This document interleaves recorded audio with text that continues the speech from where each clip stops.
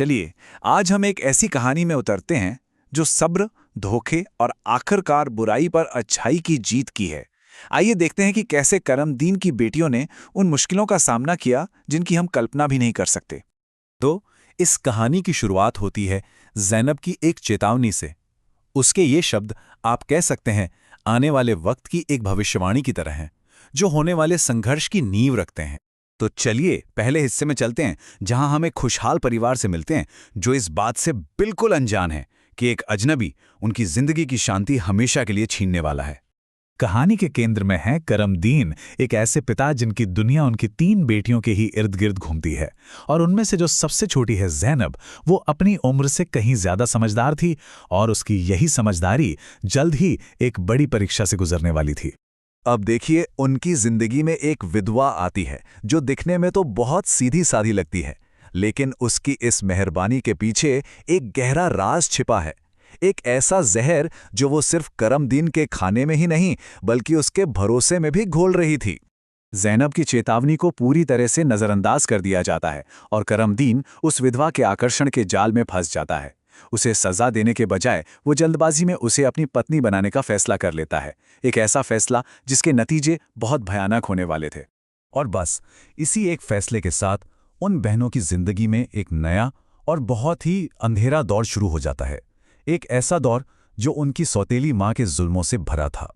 सौतेली माँ की नफरत अब जलन में बदल चुकी थी। उसका पहला निशाना बनता है एक चमत्कारी पेड़ जो उन बहनों के लिए जीने का सहारा था, एक ऐसा सहारा जिसे वो किसी भी कीमत पर छीन लेना चाहती थी। लेकिन उसकी बुराई यहीं नहीं रुकती। जैसे ही एक चमत्कार खत्म होता है, वो फौरन दूसरे को निशाना बनाती है। वो ये पक्का करना चाहती थी कि बहनों के पास उम्मीद की कोई किरण ही ना बचे। और फिर वो अपनी आखिरी सबसे खौफनाक मांग रखती है। ये एक पिता के प्यार का ऐसा इम्तिहान था जो उन बहनों को हमेशा के लिए खत्म करने के इरादे से बनाया गया था। अब सोचिए, करमदीन के सामने एक ऐसा फैसला था जो कोई बाप नहीं लेना चाहेगा, और उसका ये दिल दहला देने वाला फैसला उसकी बेटियों को जंगल की गहराइयों में ले जाता है। वो अपनी पत्नी को हिरन के खून से धोखा तो दे देता है, लेकिन एक बहुत ही मुश्किल फैसला करता है, अपनी बेटियों को जंगल में छोड़ देना। उसे लगा कि शायद यही उनके बचने का आखिरी मौका है। जब लग रहा था कि अब सब कुछ खत्म हो गया है, तभी किस्मत एक नया मोड़ लेती है। जंगल में एक अचानक हुई मुलाकात न सिर्फ उन्हें बचाती है, बल्कि तीनों बहनों के लिए एक नई जिंदगी और खुशियों की शुरुआत करती है। लेकिन उनकी ये खुशी ज्यादा दिन टिकने वाली नहीं थी। एक नया और पहले से भी ज्यादा ताकतवर खतरा उनकी जिंदगी में आने वाला था। मुसीबत एक बार फिर दरवाजे पर दस्तक देती है। एक एक करके उनके पति गायब हो जाते हैं और बहनें एक बार फिर दुख और उलझन के भंवर में फंस जाती हैं।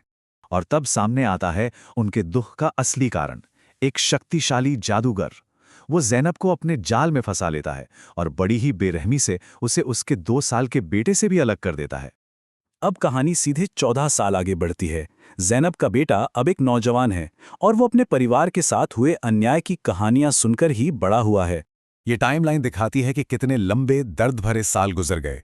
ये कैदियों के लिए तकलीफ के साल थे, लेकिन ज़ैनब के बेटे के लिए ये वो साल थे जिन्होंने उसके इरादों को और भी मजबूत कर दिया था। जब उसे पूरी सच्चाई का पता चलता है तो उसका दुख एक इरादे में बदल जाता है। वो एक पक्का वादा करता है, एक ऐसा वादा जो इस कहानी के आखिरी हिस्से की शुरुआत करेगा। उसका सफर उसे जादूगर के इलाके में ले जाता है, एक ऐसी शापित जमीन जहां वक्त जैसे थम सा गया है। यहां वो उन लोगों का भयानक हश्र देखता है जिन्होंने जादूगर से टकराने की हिम्मत की थी और अब वो पत्थर बन चुके हैं। और यहां किस्मत एक अजीब खेल खेलती है। उसकी मुलाकात उसी नेक इंसान से होती है जिसने सालों पहले उसकी मां की मदद की थी। वही नेक इंसान जिसे उसकी सौतेली मां ने खत्म करने की कोशिश की थी, अब उसका मददगार और रास्ता दिखाने वाला बन जाता है। तो दोनों मिलके एक बहुत ही होशियारी भरा प्लान बनाते हैं।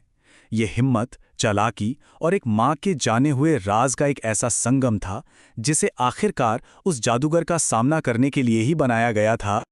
और उनका प्लान कामयाब होता है।